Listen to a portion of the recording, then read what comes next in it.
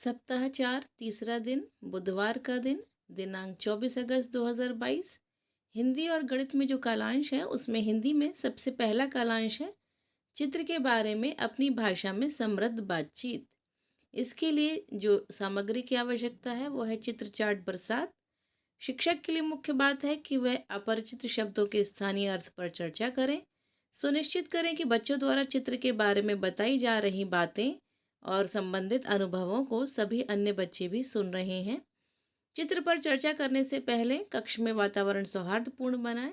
इसके लिए स्थानीय कविता पूरे हाव भाव के साथ गाएं।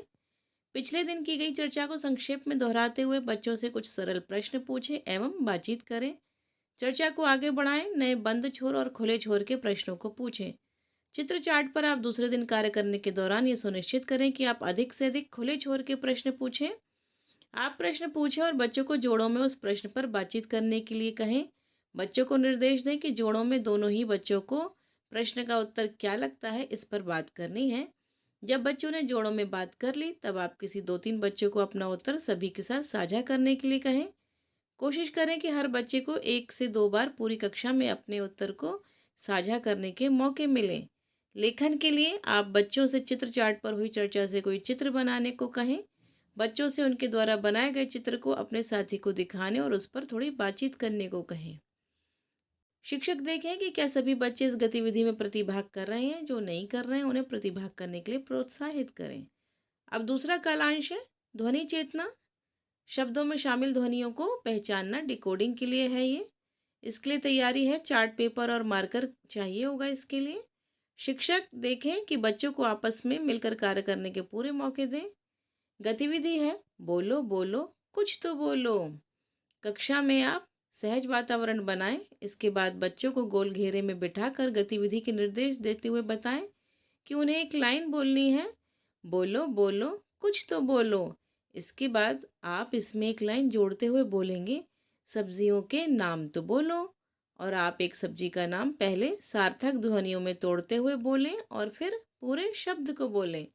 इसके बाद अगला बच्चा किसी सब्जी के नाम को सार्थक ध्वनि में तोड़ते हुए पूरे शब्द को बोलेगा।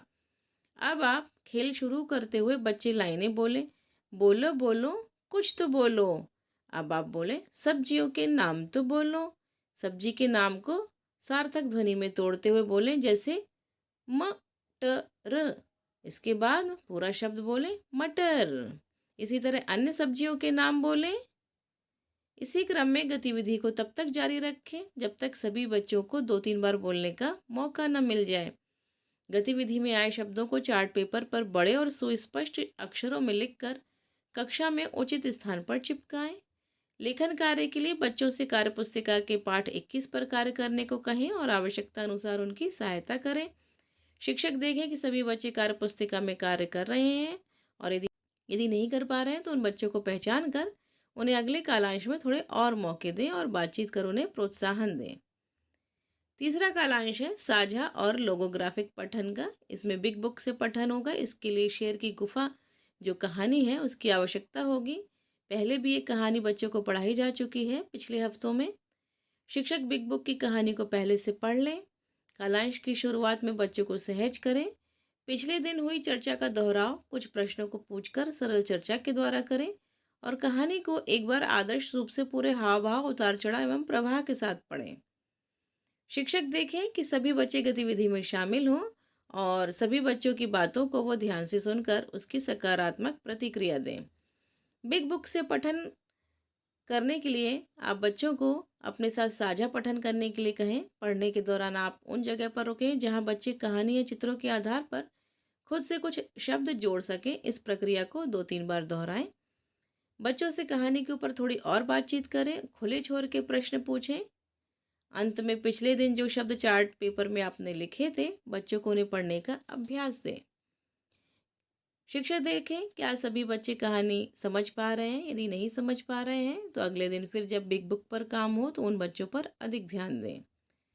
खुले छोर के प्रश्न जैसे कि वो गुफा किसकी थी, उस गुफा में कौन रहने आया था। कुछ बंद छोर के प्रश्न भी आप पूछ सकते हैं, जैसे कि सियार ने शेर को आते हुए देखकर बच्चों से क्या कहा। सियार के बच्चे क्या देखकर डर गए? बंदर ने शेर से क्या कहा? और शेर डरकर क्यों भाग गया? इस तरह के प्रश्न आप उनसे कर सकते हैं। 4 का तीसरा दिन। सबसे पहली एक्सरसाइज है लकड़ी से बनी चीज़ों पर गोला लगाएं। दूसरा है एक जैसी आकृतियों को मिलाएं, अपना चित्र बनाएं और रंग भरें। और चौथी एक्सरसाइज है बिंदुओं को मिलाएं। इसके बाद टीचर उनको चेक करें और जैसा उन्होंने काम किया है उसके अनुसार उनको रिमार्क दें। तो ये थे हिंदी के कालांश। अब गणित के देख लेते हैं। गणित में है अभ्यास गतिविधि 3, बताओ तो मैं कौन हूँ। इसका उद्देश्य है बच्चे अपने परिवेश की वस्तु को पहचान सकें, उनके बारे में बात कर सकें। इसके लिए तैयारी होगी कि सभी बच्चे घेरे में बैठकर इस गतिविधि को करेंगे। इसके लिए जो आवश्यकता है वो है परिवेश की वस्तुएं जैसे गणित किट, पेंसिल, किताब आदि। गतिविधि कराने के चरण है कि सभी बच्चे शिक्षक के साथ एक घेरे में बैठ जाएं। शिक्षक बच्चों के परिवेश से जुड़ी वस्तुएं बच्चों के सामने रखेंगे। एक बच्चा किसी भी वस्तु को अपने मन में चुनेगा और शिक्षक को कान में धीरे से बताएगा। बाकी बच्चों को पहले वाले बच्चे ने मन में कौन सी वस्तु चुनी उसे बताना होगा। इसके लिए वो बच्चे से कुछ सवाल करेंगे जिसका जवाब पहले वाले बच्चे को हाँ या ना में देना है। उदाहरण के लिए बच्चे सवाल करेंगे जैसे क्या वो वस्तु लाल रंग की है, क्या वो वस्तु गोल है, इत्यादि। बच्चे कुछ सवाल के बाद अनुमान लगाएंगे कि बच्चे ने क्या वस्तु मन में सोची। सही न बताने पर और सवाल करेंगे। शिक्षक सवाल पूछने में बच्चों की मदद करेंगे। सभी बच्चों की बारी आने तक खेल जारी रखेंगे। शिक्षक को मन में बताई गई वस्तु इसलिए बतानी है ताकि बच्चा अपने मन की वस्तु को बदले ना और शिक्षक बच्चों को सवाल पूछने में उनकी मदद कर सके। तो ये थी पहले कालांश की गतिविधि। अब दूसरे कालांश में कार्य पुस्तिका का जो पेज करना है वो देख लेते। ये है तीसरे दिन का पेज। जो अलग है उसको पहचान कर उसमें टिक लगाना है।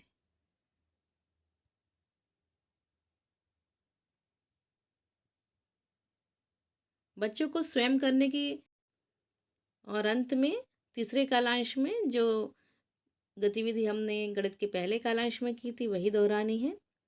फिर मिलती हूँ आपसे गुरुवार के काम के साथ यानी कि 25 अगस्त के काम के साथ। तब तक के लिए गुड बाय।